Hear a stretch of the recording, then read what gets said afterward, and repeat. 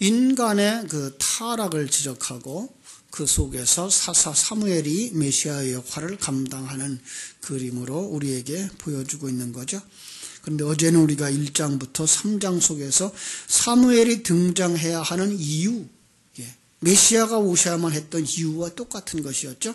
그래서 예수 그리스도가 성령으로 잉태되어진 것처럼 바로 사무엘도 그 불임의 상태에서 하나님의 은혜로 임신되어졌던 상황들을 그려줬다 그랬습니다. 그리고 사무엘의 대척점에 있는 엘리와 비느하스, 그러니까 한나와 사무엘이 한나의 그 무리를 이루고, 그리고 엘리와 그 아들들이 하나의 무리를 이루어서 둘이 대조를 이루고 있는 거죠.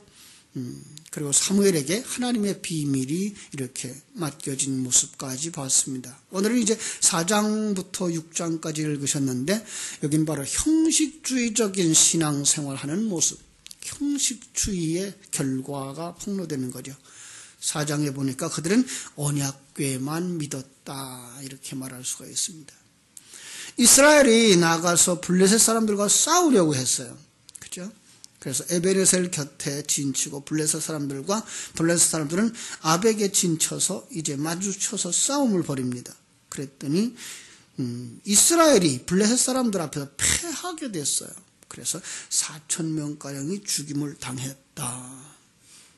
그들은 하나님 앞에 묻지도 아니하고 그들을 스스로 자기들의 경험만 믿고 그들은 전쟁에 나갔고, 그리고 그들이 패한 이유에 대하여서 다시 한번 하나님께 물어야 되는데 묻지도 아니하고 그들 스스로 언약궤를 가져오는 그런 실수를 범했습니다.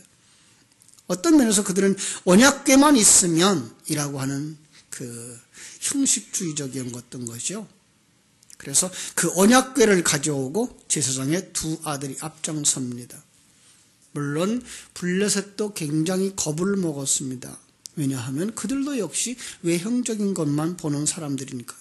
그러나 하나님은 외모를 보지 아니하시고 중심을 보시는 하나님, 그들 속에 하나님의 생명이 없습니다. 하나님의 그 말씀이 없습니다. 그냥 형식만 있을 뿐입니다. 결국은 종이 호랑이였죠. 그래서 그들 앞에서 패하여서 엄청난 사람들이 해를 입고 그 언약궤가 빼앗기는 상황, 거기다가 두 아들 홈니와 비느하스도 죽는 상황이 벌어졌습니다. 다 죽었다는 얘기죠. 자, 그런데 그 전쟁이 끝나고 나서 5장, 6장 우리가 본 것처럼 5장, 6장에서는 어떤 일이 일어납니까? 언약궤가 일하는 거죠. 언약궤에서 하나님이 일하시는 거죠. 그렇습니다.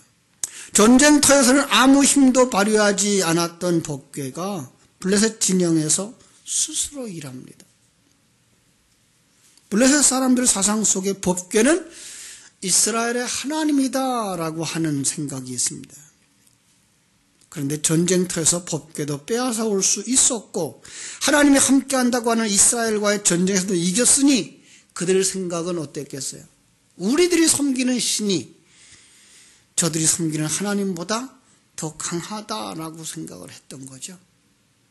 그것을 갖다가 하나님의 이름을 욕되게 하는 것이라. 성도들의 삶 속에는 하나님의 백성다운 삶이 있어야 돼요. 그건 바로 그들 속에 하나님의 생명에 의한 삶이기 때문에 그래요. 우리는 정말 하나님의 생명을 가진 자인가 살펴보아야 됩니다. 내가 성경도 가지고 있고요. 교회도 가지고 있고요. 교회도 다니고 있고요. 새벽에도 깨우고 있는데요. 그게 형식에 지칠 수 있습니다. 특별히 우리 새벽을 열심히 깨우시는 여러분들 마음속에는 그냥 교회 갔다 온 것으로만 신앙생활을 하고 있어 라는 생각이 들 수가 있습니다. 아니요. 하나님의 생명이 우리 속에 있지 않으면 그 사람은 어쩌면 껍데기일 뿐일지도 모릅니다. 지금 그걸 여기서 우리에게 보여주고 있는 것입니다. 이스라엘 백성들, 사사시대의 그들은 자기들이 왕이었어요. 하나님이 그들의 심령 속에 들어와서 그들의 인생을 좌우하는 왕이셔야 되는데 그들은 하나님을 왕으로 모시고 있는 것이 아니라 자기들이 왕으로 있었어요. 그리고 신앙생활은 형식이었던 거죠. 제사를 드리는 걸로, 법궤가 있다고 하는 걸로, 성막이 있다는 걸로 그들은 만족하고 살아가는 그런 모습이었던 것을 우리가 볼 수가 있습니다. 그런데 그 이방인들 속에서 하나님이 어떻게 일합니까? 이방인들이 어떻게 믿고 있다고요? 그 법궤는 하나님이 함께 하시는 거야. 그래서 그들 속에 하나님이 일하시는 모습을 우리에게 보여주는 겁니다. 아스돗에서 다곤 우상을 쓰러뜨리고 그리고 손목을 부러뜨리고 그들 가운데 독종이 나게 했습니다. 그들이 견딜 수가 없어서 언약궤를 이제 가드로 옮겨갑니다.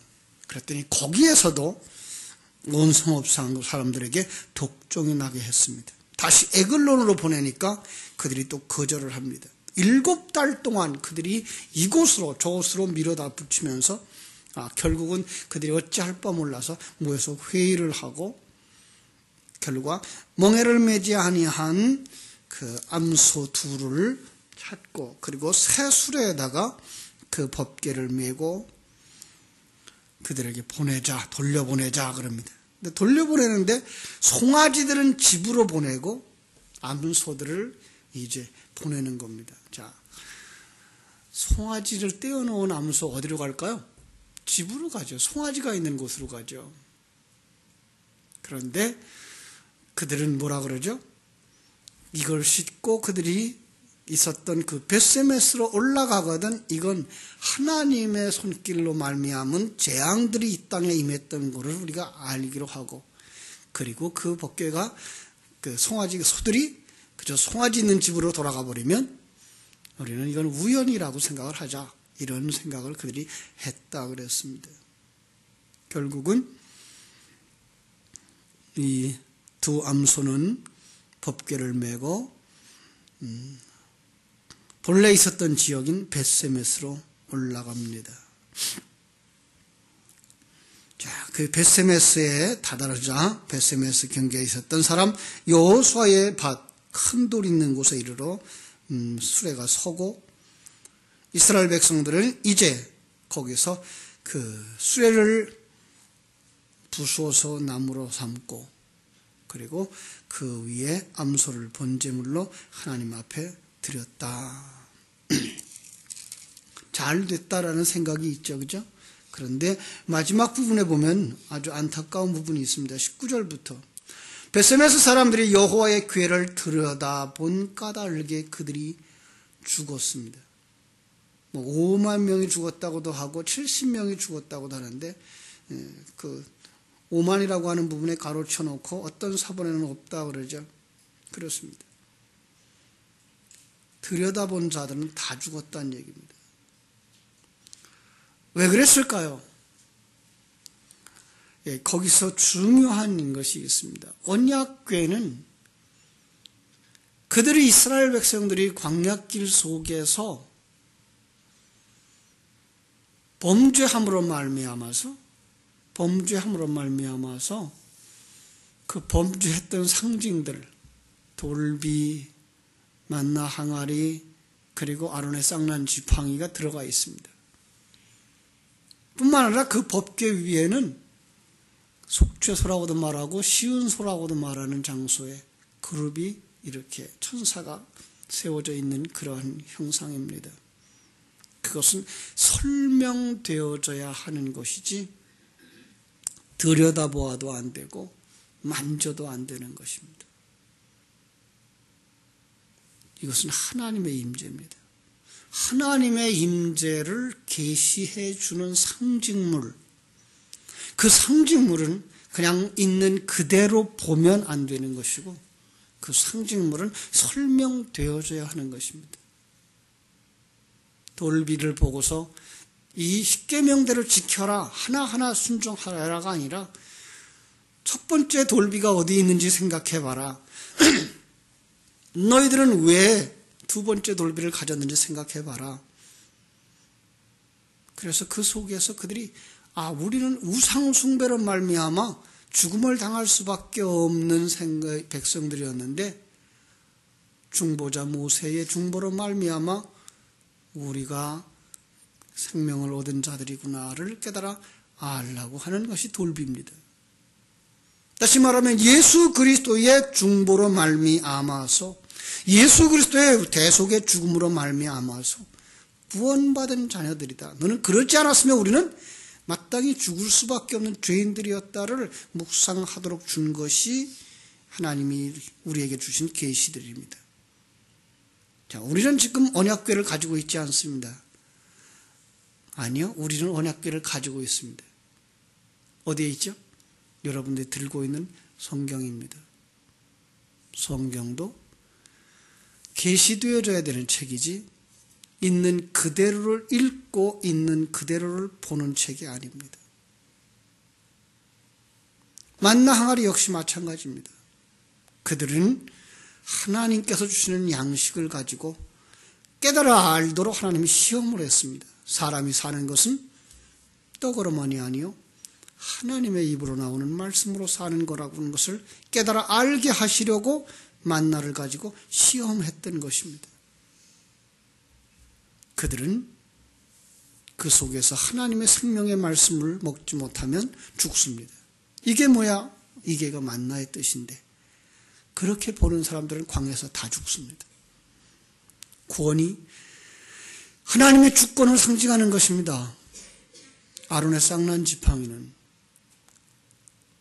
거기에 도전하면 내가 왕으로 서고자 할 때에 그들은 죽는 것입니다.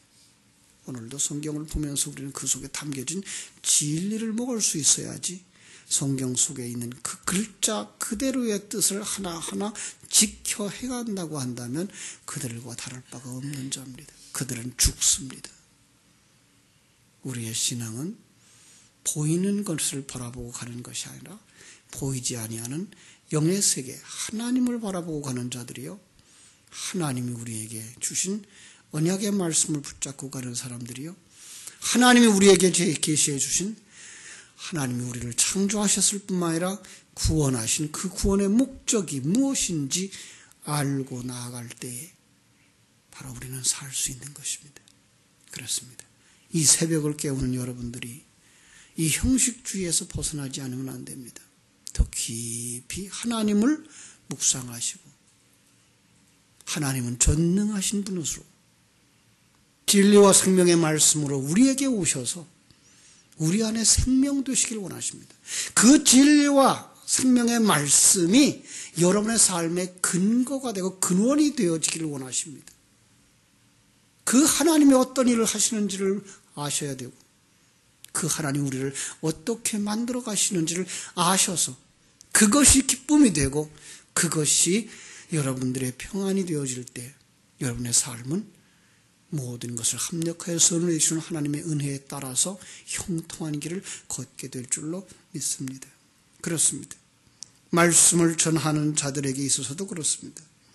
정말로 신령한 눈이 열린 사람들, 임의로 성경을 들여다보는 것이 아니라 신령한 눈이 열린 사람들에 의해서 그 내용이 이해되어지고 설명되어져서 우리에게 먹여질 때에 그 말씀을 듣는 귀가 있어야 되고 눈이 열려져야 되는 것입니다. 성도 역시 마찬가지입니다. 믿음의 눈을 가지고 열린 귀를 가지고 하나님의 말씀을 보고 듣는 사람이 아닌 살아계신 하나님을 만나고 살아계신 하나님과 동행하는 그 삶을 사는 자, 그가 하나님의 생명을 가진 자들이요 영원히 사는 자들인 것을 깨달아 알아야 할 것입니다. 신령한 눈이 열려지고 귀가 열려지고 그 하나님과 동행하고 계심이 느껴지는 생명 있는 성도들이 되시기를 주님의 이름으로 축원합니다. 기도하겠습니다. 하나님 우리 아버지 크신 은혜와 사랑을 감사하옵고 감사합니다. 이스라엘 백성들은 많은 역사 속에서 승리케 하신 하나님을 잃어버리고 언약궤만 있으면 성막만 있으면 사사만 있으면 된다고 생각을 했던 한때가 있었습니다. 바로 오늘 그 부분의 결과가 어떤 것인지 우리에게 보여주고 있는 사무엘상 4장, 5장, 6장의 말씀을 읽으면서 우리는 이렇게 형식주의에 빠져 있지는 않은지 다시 한번 살펴볼 수 있게 하여 주옵소서. 주일날 교회 갔다 왔으니까 됐지. 하나님의 일이라고 해서 이것저것 했으니까 됐지. 우리는 성경을 가지고 있으니까 됐지. 라고 생각하는 어리석은 자리에서 벗어나 그 생명 되신 하나님이 나의 생명이 되시고 하나님의 그 계획이 내 안에서 이루어지고 있으며 하나님이 나와 함께 동행하고 나를 만들어가고 계시다는 사실을 깊이 깨달아 알아서 매일 매순간 만나는 모든 상황과 사건과 사람들 속에서 하나님의 일하심을 느끼면서 하나님의 사람으로 온전히 완성되어져 천국에 들어가는 그날 영생하는 자의 자리까지 나아갈 수 있는 하나님의 생명을 가진 성도들, 하나님과 동행하는 성도들, 하나님의 뜻을 이루어가는 성도들이 되도록 역사해 주시옵소서. 오늘 하루의 삶도 주님께 부탁드립니다. 일마다 때마다 시간 분분 초초마다 전능하신 하나님, 창조자 하나님, 섭리자 하나님, 경륜자 하나님을 묵상함으로 그 예수 생명으로 승리의 삶을 사는 하루가 되게 하여 주시옵소서. 거룩하신 예수님의 이름으로 기도하옵나이다. 아멘. 하늘에 계신 우리 아버지,